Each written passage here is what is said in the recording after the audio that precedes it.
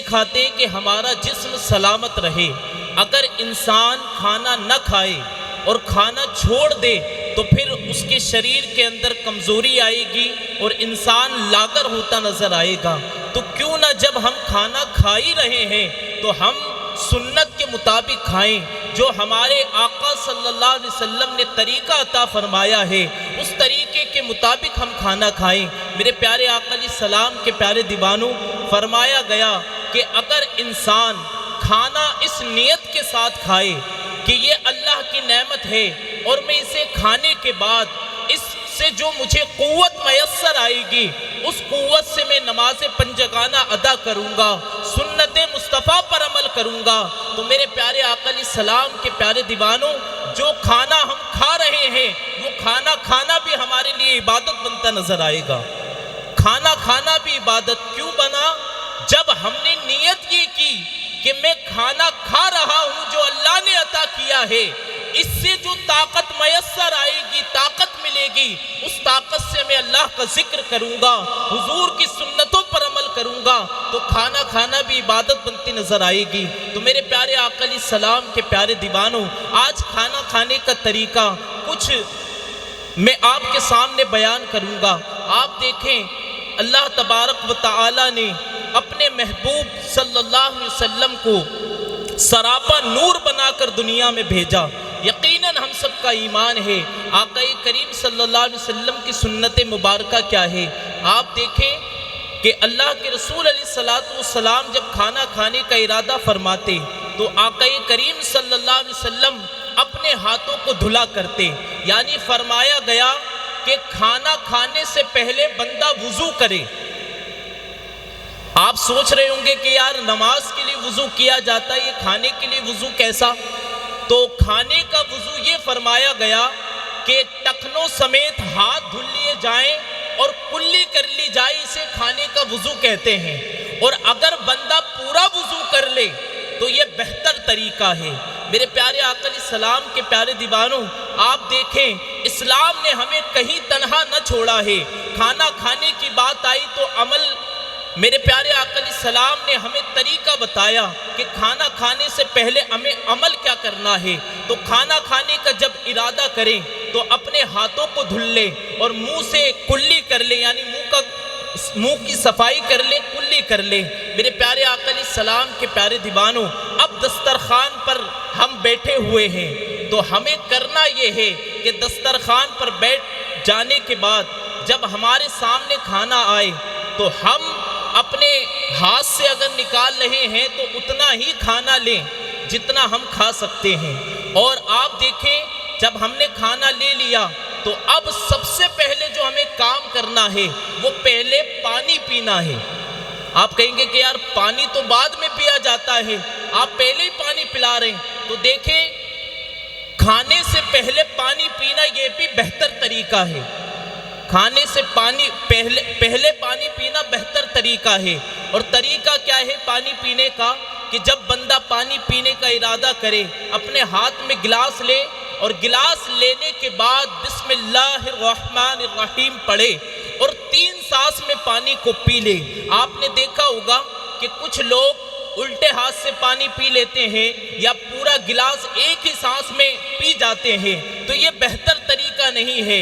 جو سنت کے مطابق بتایا گیا وہ یہ ہے کہ سیدھے ہاتھ سے پانی پیا جائے اور 3 سانس میں پیا جائے۔ تو کھانے سے پہلے پانی پئیں اور پھر بسم اللہ الرحمن الرحیم پڑھ کر کھانا شروع کریں۔ میرے پیارے آقا علیہ السلام کے پیارے دیوانوں، آپ دیکھیں کہ جب ہمارے سامنے کھانا ہوتا ہے اور اگر سالن کے اندر بوٹیاں ہیں اور بوٹی ہمارے سامنے نہیں بلکہ آگے کی طرف ہے تو انسان اس کی طرف ہاتھ بڑھاتا نظر آتا ہے، لیکن طریقہ یہ ہے کہ اپنے سامنے جو حصہ ہے، اپنے قریب کا جو حصہ ہے، اس قریب والے حصے سے کھانا کھایا جائے۔ اب آپ دیکھیں کہ لقمہ کس طریقے کا ہونا چاہیے، تو فرمایا گیا کہ لقمہ اتنا بڑا ہو کہ بندے کی 3 انگلیوں میں سما جائے، 3 انگلیوں سے وہ بآسانی پکڑ لے، یعنی چھوٹا لقمہ ہو یا درمیانی لقمہ ہو، نہ تو پکڑنے میں دقت آئے نہ منہ کے اندر جانے کے بعد منہ کو چبانے میں دقت آئے، تو یا تو درمیانی لقمہ ہو یا پھر چھوٹا لقمہ ہو۔ اس سے کیا ہوگا کہ جب انسان چھوٹے لقمے کھاتا ہے تو آپ نے دیکھا ہوگا کہ کبھی کبھی ہم اگر بڑے لقمے کھاتے ہیں تو منہ کے اندر جانے کے بعد اس کی اچھی طرح سے چبائی نہیں ہو پاتی، جس کی وجہ سے کبھی کبھی روٹی کے بڑے بڑے ٹکڑے ہمارے حلق سے نیچے اتر کر ہمارے معدے میں چلے جاتے ہیں، اور پھر دانتوں کا کام آنتوں کو کرنا پڑتا ہے۔ تو طریقہ یہ ہے کہ کھانا جب لقمے کھائے جائیں تو درمیانی ہو یا چھوٹے ہو اور چبا چبا کر کھانے کو کھایا جائے۔ میرے پیارے آقا علیہ السلام کے پیارے دیوانوں، اور آپ کو ایک عمل اور بتا دوں جو ہم نے کتابوں میں پڑھا ہے، اپنے بزرگوں سے سنا ہے، کہ کھانا کھانے سے پہلے اگر بندہ کوئی نمکین چیز چکھ لے یا نمک چکھ لے تو فرمایا گیا کہ اگر کوئی بندہ کھانا کھانے سے پہلے نمک چکھے اور کھانا کھانے کے بعد نمک چکھے تو اللہ تبارک و تعالی اس کو 70 بیماریوں سے شفا عطا فرمائے گا، اپنی امان عطا فرمائے گا۔ تو آپ دیکھیں، ہم کھانا کھاتے ہیں، کبھی کبھی انسان اپنے پیٹ سے زیادہ کھا لیتا ہے تو پھر پیٹ درد کرنے لگتا ہے، بلکہ الا ماشاء اللہ آج ہمارے شادیوں کا ماحول جدا نظر آتا ہے، تو الگ الگ ڈشیں ہوتی ہیں، تو انسان اپنے پیٹ کا خیال نہیں کرتا، بلکہ ہر چیز کو کھانے کے چکر میں وہ اتنا کھا لیتا ہے کہ کبھی کبھی پیٹ سے عور ہو کر اس کے حلق تک آ جاتا ہے۔ تو اپنی جانوں پر ظلم نہ کریں، یہ کھانا اللہ کی نعمت ہے تو اسے نعمت سمجھ کے کھائیں، اور اتنا ہی کھائیں جتنا جینے کے لیے کافی ہو۔ اسی لیے فرمایا گیا کہ اپنے پیٹ کے 3 حصے کیے جائیں، 3 حصے۔ پہلا حصہ پانی کا ہو، دوسرا حصہ کھانے کا ہو، اور تیسرا حصہ جو آکسیجن لیتے ہیں ہم، جسے ہوا کہا جاتا ہے، اس کا ہونا چاہیے۔ تو میرے پیارے آقا علیہ السلام کے پیارے دیوانوں، اس طریقے سے ہمیں کھانا کھانا ہے، درمیانی لقمے ہوں، اور بہتر طریقہ آپ سن لیں کہ اکثر لوگ آلتی پالتی مار کر کھانا کھاتے ہیں، لیکن طریقہ کیا ہے؟ بہتر طریقہ یہ ہے کہ ایک زانو کو بچھا دیا جائے اور ایک زانو کو کھڑا کیا جائے، یعنی سیدھا پیر کھڑا کر لیں اور الٹا پیر بچھا دیں اور پھر کھانا کھایا جائے۔ اس کا فائدہ میں آپ کو بتا دوں، آج آپ نے ایک بیماری کا نام سنا ہوگا جسے اپنڈائٹس کہا جاتا ہے، اکثر لوگ اس بیماری میں مبتلا نظر آتے ہیں۔ تو یہ ہوتا کیا ہے؟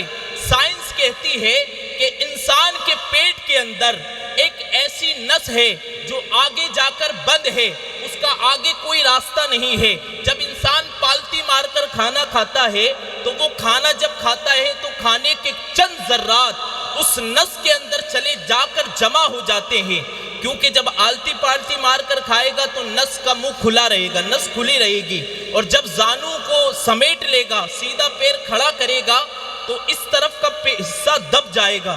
جب پیر کھڑا ہوگا ہمارا تو پیٹ کا حصہ دب جائے گا، جس کی وجہ سے وہ نس کا معاملہ بھی دب جائے گا۔ لیکن جب آلتی پالتی مار کر کھانا کھاتے ہیں تو ننھے ننھے ذرات اس میں جا کر جمع ہو جاتے ہیں، اور ایک وقت ایسا آتا ہے کہ وہ جو کھانا جس کے لیے آگے جانے کا کوئی راستہ ہی نہیں ہے، پھر وہ کھانا سڑنے لگتا ہے، نس کے اندر سڑنے لگتا ہے تو پیٹ میں درد شروع ہوتا ہے، اور انسان پیٹ کے درد میں مبتلا ہو کر بیمار بن جاتا ہے۔ تو میرے آقا علیہ السلام کے پیارے دیوانوں، طریقہ یہی ہے کہ انسان سیدھا پیر کو کھڑا کرے اور الٹا پیر بچھا دے، اس طریقے کے کھانا کھائے گا تو کبھی انشاءاللہ اس کو اس بیماری کا سامنا کرنا نہیں پڑے گا۔ تو میرے آقا علیہ السلام کے پیارے دیوانوں، ہم نے اگر کھانا کھا رہے ہیں اور کھانا کھا لیا، اب کھانا کھانے کے بعد اکثر لوگ یہ کرتے ہیں کہ یوں ہی دسترخوان اٹھا کر چلے جاتے ہیں، نہ ہاتھ دھوتے ہیں، نہ پیر دھوتے، نہ ہاتھ دھوتے، نہ کلی کرتے ہیں۔ تو ہوتا کیا ہے کہ جس کی وجہ سے ہمارے انگلیوں کے اندر سالن لگ جاتا ہے۔ تو میرے آقا علیہ السلام نے اس کا بھی خیال فرمایا، حضور نے فرمایا صلی اللہ علیہ وسلم نے کہ کھانے سے پہلے ہاتھ دھونا اور کھانے کے بعد ہاتھ دھونا یہ برکت کا باعث ہے۔ اگر برکت چاہتے ہو تو کھانے سے پہلے بھی ہاتھ دھو، اور جب کھانا کھا لو تو کھانے کے بعد بھی ہاتھ دھو۔ اب اس کا ایک فائدہ اور گنا دوں اور اپنی بات کو ختم کروں۔ آپ نے دیکھا ہوگا اکثر ہم جب رات کا اگر کھانا کھا رہے ہیں اور اس کے اندر چکناہٹ والا کھانا ہے اور ہم نے ہاتھ کو نہیں دھویا تو اس کی حکمت یہ ہے کہ حضور اپنی امت سے کتنی محبت فرماتے ہیں۔ حضور نے کھانا کھانے کے بعد ہاتھ دھونے کا حکم کیوں دیا؟ تو آؤ سنو، پتہ یہ چلا کہ انسان اگر بنا ہاتھ دھوئے، کھانا کھانے کے بعد بنا ہاتھ دھوئے اگر سو جائے گا تو کچھ ایسے موذی جانور اس کے ہاتھ پر اپنی زبان لگائیں گے، اپنا ڈنگ لگائیں گے۔ اگر کوئی زہریلا جانور اس کے ہاتھ پر کاٹ گیا تو وہ بیماری میں مبتلا ہو سکتا ہے، یا کسی ایسے عذاب میں جو ایسے زہر کے اندر مبتلا ہو سکتا ہے کہ پھر اس کو ڈاکٹروں کا سامنا کرنے کی نوبت آ سکتی ہے۔ تو بڑی عظیم سنت ہے کہ اگر ہم کھانے سے پہلے بھی ہاتھ دھوئیں اور کھانے کے بعد بھی ہاتھ دھوئیں تو آقا علیہ السلام کی سنت پر عمل کریں گے تو یہ برکت کا باعث بھی بنے گا اور ہم بیماری سے بھی بچتے نظر آئیں گے۔ میرے پیارے آقا علیہ السلام کے پیارے دیوانوں، یہ میری مختصر سی بات تھی جو میں نے کتاب سے پڑھ کر آپ کو سنائی ہے اپنے الفاظ کے جامع میں۔ اللہ کریم کی بارگاہ میں دعا ہے کہ ہمیں سنت کے مطابق اللہ کھانا کھانے کی توفیق عطا فرمائے اور کھانا کھانے کے بعد اللہ کی عبادت کرنے کی توفیق عطا فرمائے۔ آئیے سب مل کر استغفار پڑھ لیتے ہیں اللہ رسول کو گواہ بنا کر کہ اگر میرے کہنے میں، آپ کے سننے میں کوئی غلطی ہوئی ہو تو اللہ اپنے حبیب کے صدقے معاف فرمائے۔ آئیے مل کر پڑھتے ہیں استغفر اللہ ربی من کل ذنب واتوب الیہ، لا الہ الا اللہ محمد الرسول اللہ۔ السلام علیکم ورحمۃ اللہ۔